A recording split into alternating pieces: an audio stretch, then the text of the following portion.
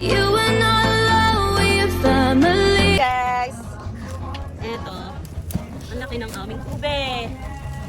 At dahil maghahalaya na Ha? Maghahalaya? Oo. Tapos the rest, ibebenta. Ayan po. Ayan na siya. Wala na yung ano ko. Ayan. So, wala na yung mga talong ko. So, namimitas ako ng aking ubi naman this time. Alam mo, ang daming yung harvest eh. Okay?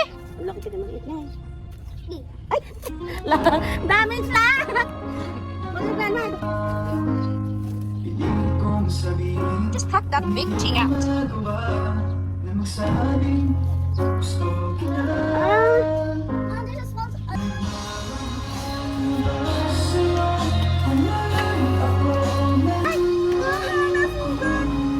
Laki! Ano ka ahas? Ay, ang laki. Sayang naman. Laki, laki. Sayang naman. Nasugata. Oh! Okay, see? Ang laki! Didn't expect! I thought it was a lot. There's lots of kamote. It's not kamote. It's ube. A lot of Remember the area last year you did like that and you never even cooked the like ube. I didn't expect, really. Wait, real purple to. got it. This is costly one. Nakuha. How much is like that in the store?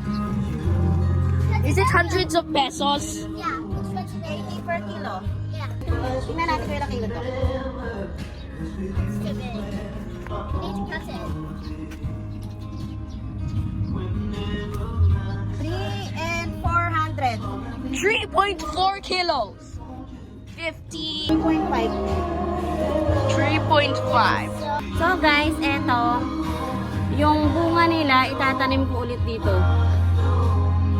Para next year, meron ulit. Sobrang laki. I didn't expect.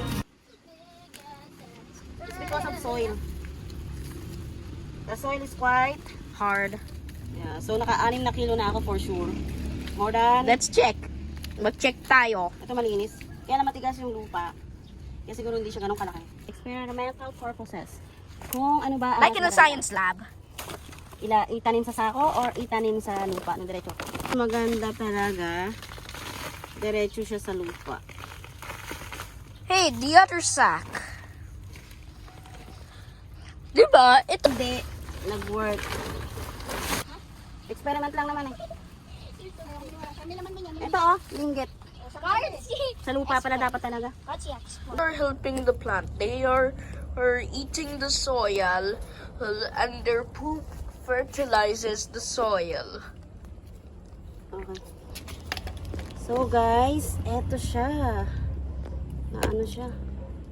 Sugatan siya. Ayan.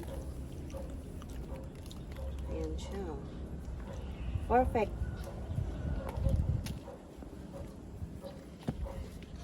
Bakit hindi to ano? Purple din siya kaya lang may puti sa loob. Eto, purple talaga.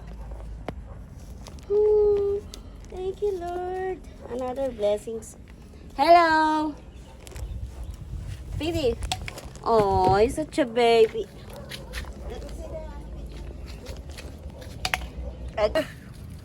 So guys, ganito kaliit na vine is equal to this. I think this is 4 kilo.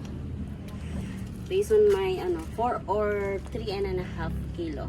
So guys, eto nasa 3 or 4 kilo sa ganitong vines lang. Ganito kaliit. So, hindi porket malaki pala yung vines ng ube, eh, maliit na yung laman. Hindi po pala ganun yung kahit ganito lang pala siya kaliit. Tapos na pakita mo yung yabong niya na. Yan, pag ganyan na yung dahon niya, it's here.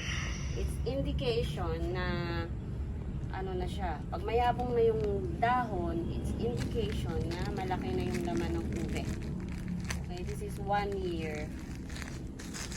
Not even 1 year, guys. Ito pa yung bali na tira. Tapos ito. Ayan. Ay, malaki po yan pag kinaano ko. So, bali, 1, 2, 3, 4. 4 pang natira. Ang dami pa po yan. After kong inaani yung mga ube, eto. Ayan, nalanta naman yung dahon. Hanggang dun sa taas yan. So, kaya nag-decide kami na i-organize yung dito sa gilid lang yung mga ube. Tapos, eto, may nakaabang na kasing punla. Ayan, inangkat-angkat ko lang. Tapos, ayan, kinalat ko sila. Tapos, ito ko yung transfer. Habang inaani pa lang, may nakaabang ng punla. Tapos, ayan, kinat ko yung ipin-ipin kasi may lilim na naman itong langka namin. Ayan. So, ayun. Diba? Mas organized lahat sa gilid, mga ube, para gagapang siya dito naman sa pader. Ito, almost more than 1 year. Ito, continuous siyang namumunga, guys. Bibigay siya sa amin ng bunga until now. Tapos yung usok-usok galing doon.